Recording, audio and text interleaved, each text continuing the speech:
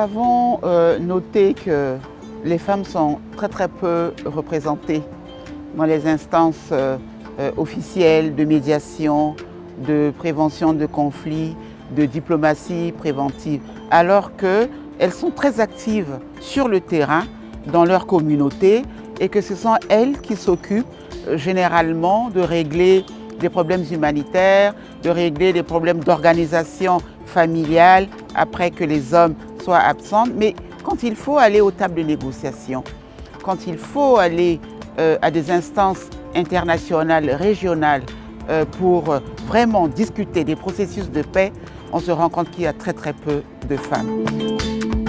The Women, Peace and Security Agenda has been a very important part of the UN's work during the past 17 years since the Security Council adopted the landmark resolution on women, peace and security 1325. There have been many more resolutions since then, but as always, the implementation has been quite a challenge.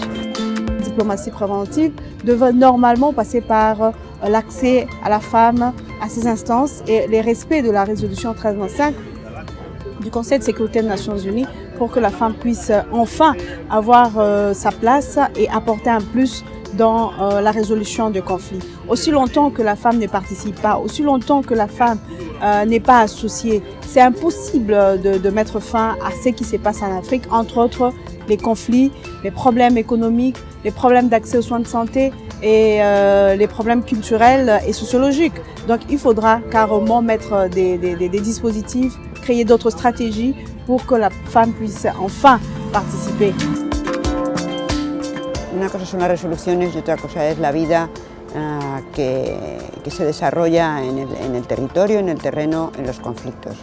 Por tanto, es necesario trabajar para garantizar que las mujeres están en la prevención, en la gestión, en la resolución y mediación del conflicto, en el seguimiento y que además se pone fin definitivamente a la violencia sexual como un arma de guerra. Y además se persiguen los crímenes que se están produciendo, se acaba con la impunidad y se repara a las víctimas. Eso es lo que las mujeres queremos y eso hoy desgraciadamente está todavía muy lejos de producirse.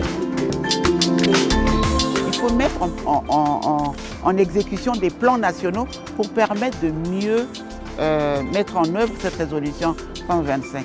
Et puis, ça ne suffit pas. Je pense qu'il faut recenser les organisations de femmes qui s'occupent de la diplomatie préventive, de la prévention des conflits, de la résolution des crises, pour les soutenir, pour les aider. Les femmes disent souvent qu'il leur manque la compétence nécessaire pour s'impliquer dans les processus de paix. Les femmes disent souvent qu'elles n'ont pas les ressources nécessaires pour s'organiser sur le terrain, pour pouvoir s'impliquer davantage dans les processus de paix.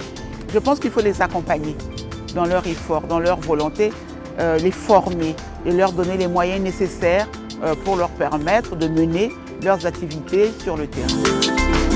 Il faut changer de stratégie.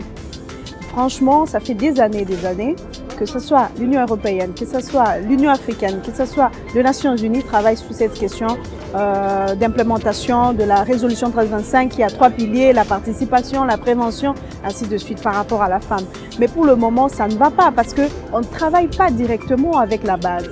On ne travaille pas directement avec cette femme qui a le droit d'être sensibilisée, d'être autonomisée. C'est carrément l'autonomisation de la femme, afin que cette dernière puisse être capable de se prendre seule en charge.